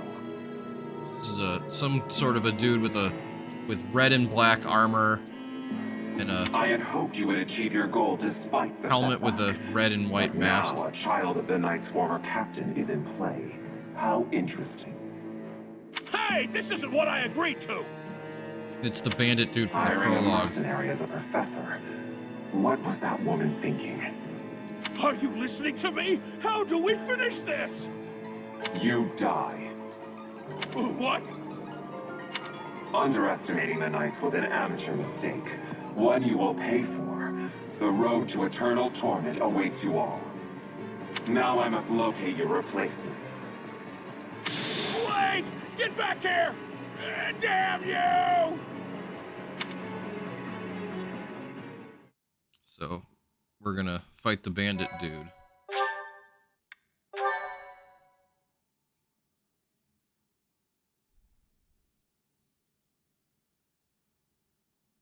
Part 1. White Clouds.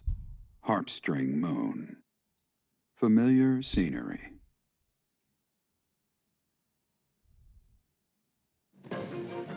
In Got honor more of of the the medieval saints art. whose births or deaths took place under this moon, the people perform music once beloved by those divine beings. Whether by harp, by flute, or voice alone, joyous melodies are shared between farmers as they sow their seeds across the vast plains of Tailteen and Gronder. We see people playing music, people sowing the fields and things like that with the sun rising.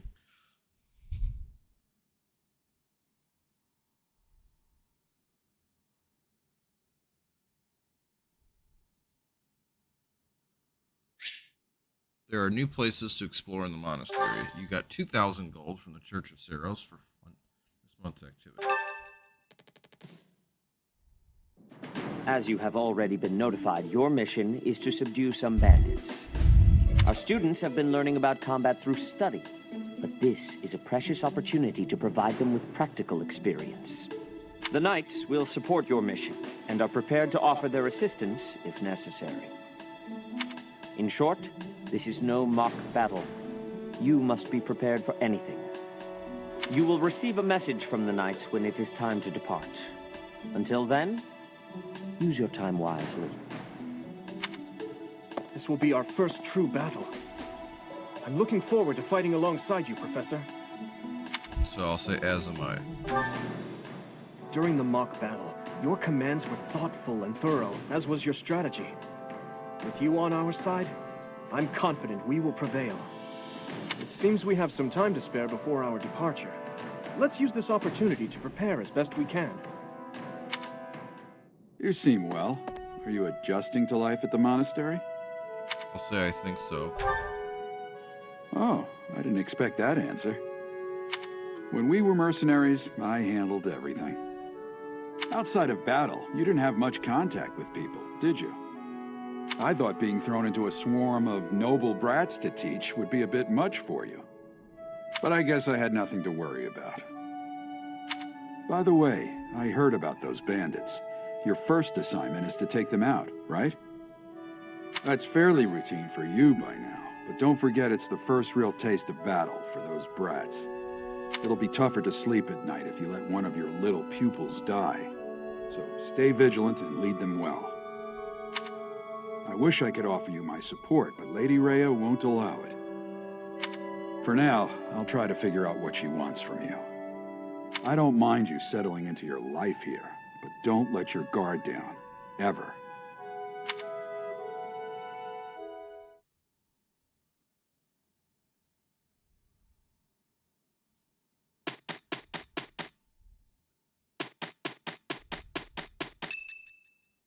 It's Annette's birthday. Sunflowers. Thank you.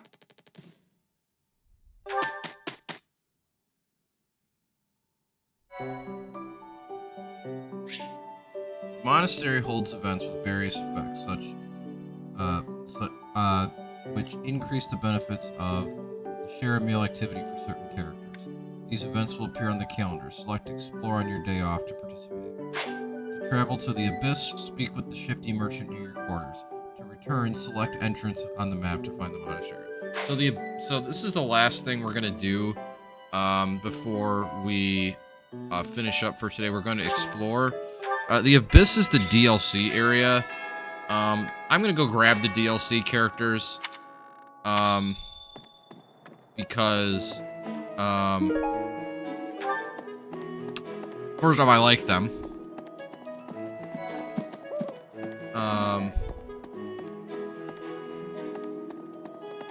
And second off, let's see.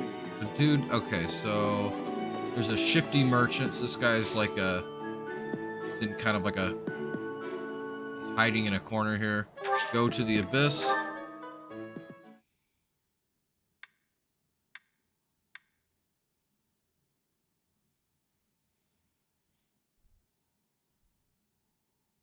So Abyss is like an underground area within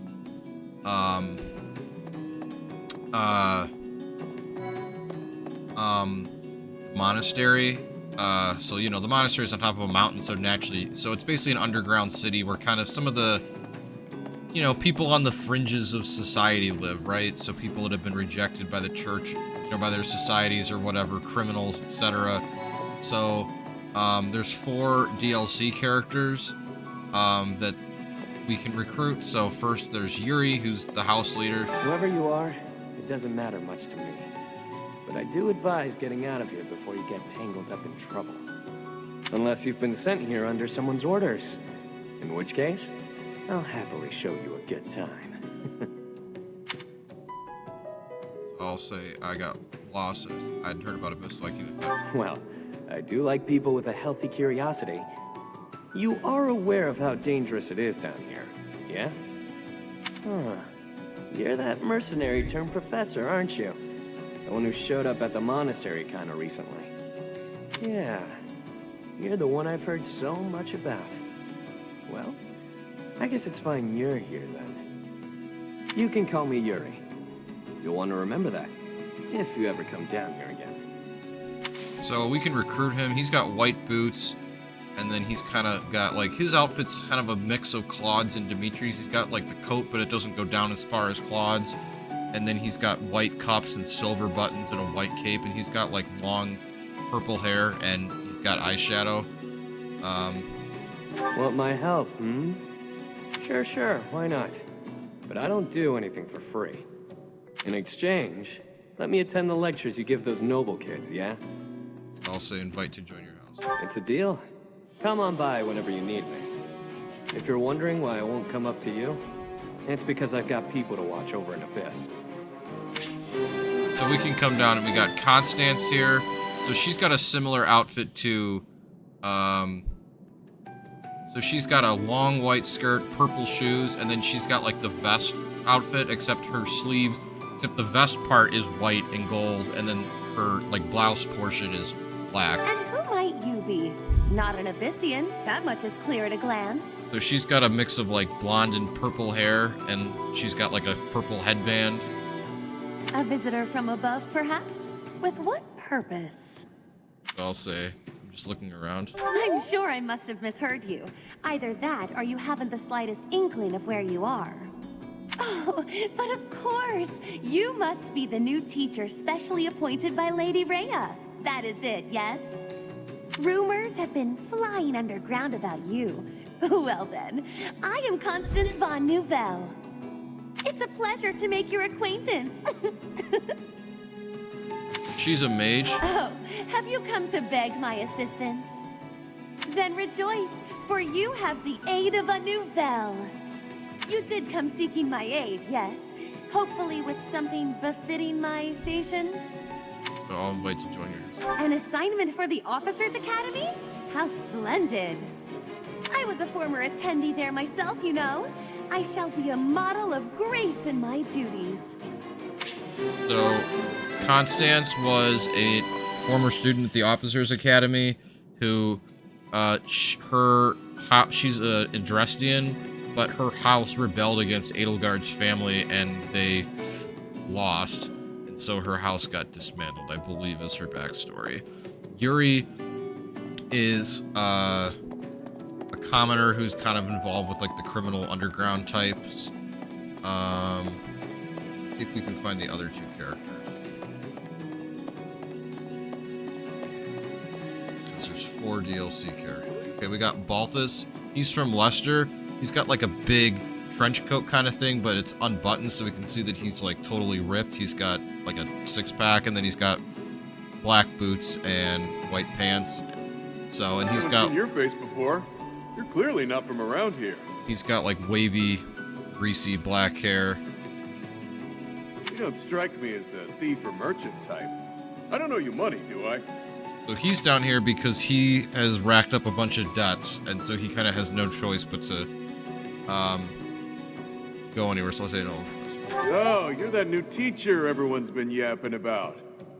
And yet, you look younger than me. Weird. The name's Balthus, formerly of the Alliance. I'll recruit him. Don't beat around the bush, pal. You want my help, yeah? Can't blame you. Look, I get it. You're the new professor. You've got a lot on your plate. You need backup? I'm your guy. Fine, you've talked me into it. But I'm gonna need you to sweeten the deal, if you catch my drift. I'll invite him to... Beautiful! Now about that sweetening. I'll need to attend your classes whenever the mood strikes. I get bored from time to time, all cooped up.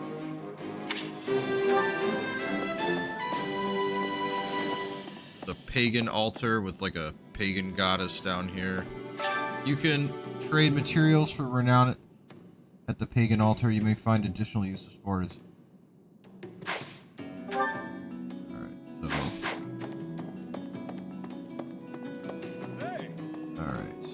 Happy should be around here somewhere. She's the last character we should get. Here we go. Here she is. Come on. Who are you? Wait, shut up. Let me guess. You're that new professor, right? You just started teaching up on the surface. I'll say, how'd you know that? Even here, people have been talking about you. Not that the gossip got everything right. I heard you were beautiful, but obviously that was an exaggeration. So she's got red eyes, like messy red hair, and she's got Bernadetta's outfit similar to Bernadetta's, except that her coat's like unbuttoned, and it doesn't go all the way down to her waist, and and the shirt that she has under it is like a cut-off shirt that shows her belly, and she's got she's from like North Fargus, and she's black, so I wonder if maybe she's like Dusk Red or something, because you know, but she doesn't know it. So we're gonna recruit her. You want to know if I can help out? I've got time, but I don't want to spend it all serving the church. Don't make that face. Fine, fine. I'll back you up. Invite to join the house. Yeah, sure thing. You know, I've never really had a teacher before. And it'll be my first time at the Officers Academy. Sounds like fun. I really like Happy. She's cool. She uses dark magic too, so that helps. Because dark magic is exclusive to males in this game, except for Lysithea, Happy, and Hey, you. Edelgard can learn one spell. So, okay, so we've got them on our side now, which is nice. So we're gonna go back up. Let's see if we can find the Gatekeeper. He's the other character that, like, is kind of a meme from this game. His popularity exploded because of a Reddit post the day this game came out, pointing out that he had more character than anyone in the Fire Emblem Fates. So... Good deal. Oh, is this it? Hello there. Are you that new professor everyone's talking about? Name's Anna. I'm a merchant who slings wares all across Fodlan and beyond. Anna's got long red ponytail, and then she's just like a merchant. I come in here all the time, so I'm sure our paths will cross more. Hopefully, much more. So she's along with Marth, one of the mascots for the series. What the? Let's see if we can find the gate.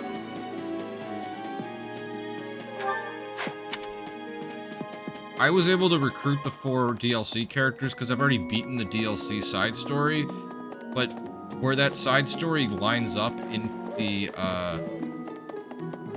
alright, here we go. So this is like the courtyard with the marketplace in it.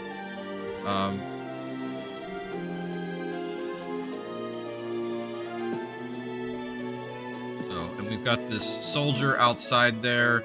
He's just kind of got like a generic, like, armored soldier's outfit. Greetings, Professor. Nothing to report. Are you settled in here at the monastery yet? Make sure to have a good look around. There's much to see. Like fish. You do know about the pond behind the dining hall, right? You can fish there. Give it a try. Yeah, so when he said that on the first day this game came out, like 6 years ago, somebody said the NPC Gatekeeper has more personality than any of the main characters in Fire Emblem Fates. So, Byleth found a book that he read.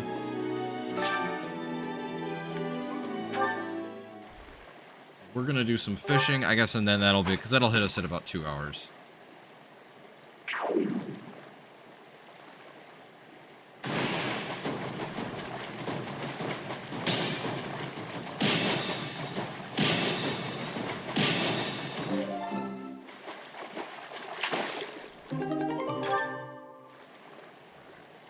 We're gonna save that because I know there are special fishing events and stuff too, that will give us way more professor points.